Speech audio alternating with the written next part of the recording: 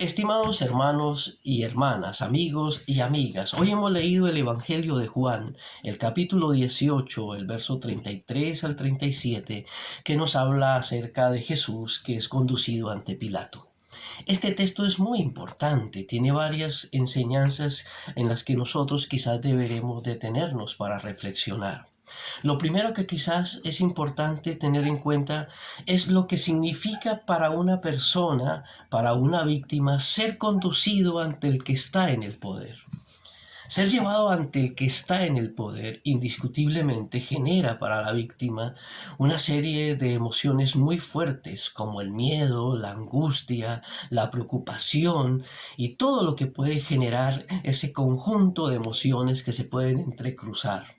Y aquí vemos a Jesús, una víctima de un sistema, de un proyecto que posiblemente contradice lo que otros no quieren que él defienda, plantee, y es conducido ante el que está en el poder.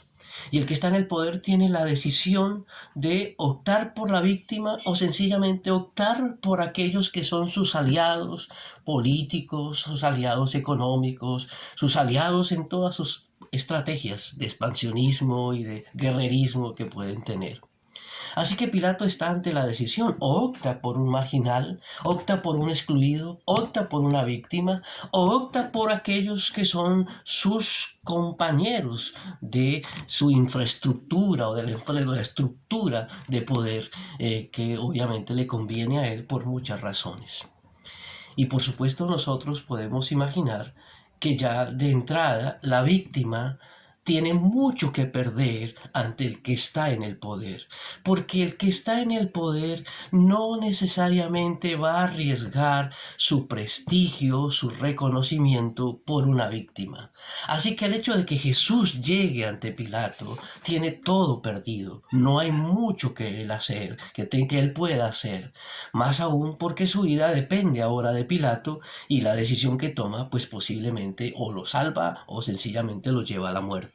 Y en este caso, como sabemos nosotros, Pilatos, antes que optar por la víctima, antes que optar por el marginal, por el frágil y el excluido, Pilato opta por sus aliados políticos religiosos que le son convenientes dentro de su estructura y de su estrategia política que tiene el imperio romano y del que él es uno de sus representantes. Sin embargo, la actitud de Jesús es sorprendente. Jesús no baja la cabeza.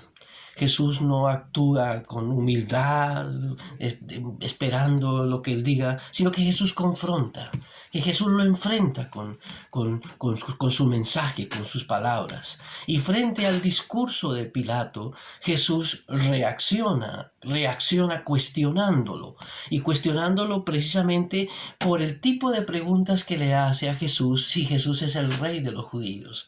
Que más que una pregunta para salvarlo, es una pregunta sencillamente para buscar formas de legitimar su conciencia por la acción que va a realizar. Indiscutiblemente el que está en el poder y no opta por las víctimas tendrá que tranquilizar la conciencia, y para tranquilizar la conciencia utilizará todo lo necesario para decir: actué conforme a la ley, actué conforme a la necesidad, actué conforme a lo que se requería, y por tal razón me puedo sentir libre de mi acción porque mi acción estuvo dentro de lo que se esperaba. Y en ese sentido, Pilato es extremadamente astuto, es extremadamente hábil.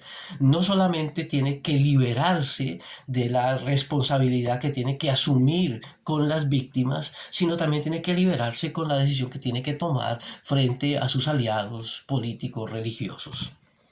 Así que para tranquilizar su conciencia se da cuenta que Jesús, al presentarse como el rey de los judíos, pues hay elementos suficientes para poder condenarle y no optar por la víctima. No le importan los argumentos de Jesús, no le importan las razones que pueda tener. Lo que le importa es poder encontrar un elemento que justifique la acción que ya previamente él ha tomado.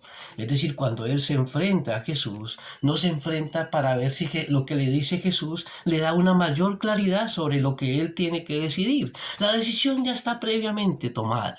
Digamos, la decisión ya está previamente acordada con sus demás aliados. Y así no estuviera acordado estratégicamente y políticamente, pues él va a actuar de acuerdo a lo que le conviene políticamente.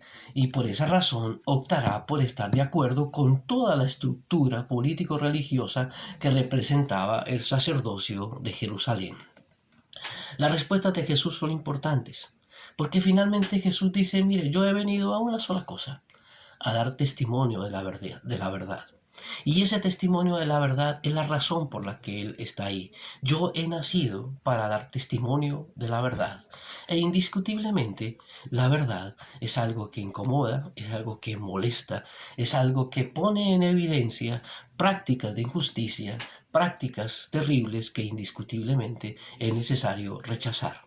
El testimonio de Jesús, que es el testimonio de la verdad, es un testimonio que busca hacer evidente cierto tipo de prácticas que indiscutiblemente no son prácticas que abogan por las víctimas y abogan por los marginados y excluidos, sino que abogan por las mismas alianzas político-religiosas de los que están en el poder.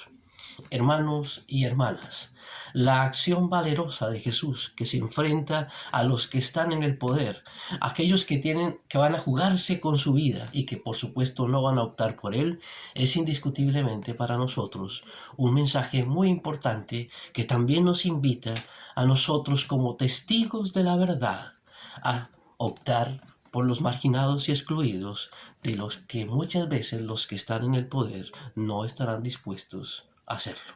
Que el Señor nos guarde y nos bendiga y nos acompañe en este compromiso de Jesús que nos llama a ser testigos de la verdad.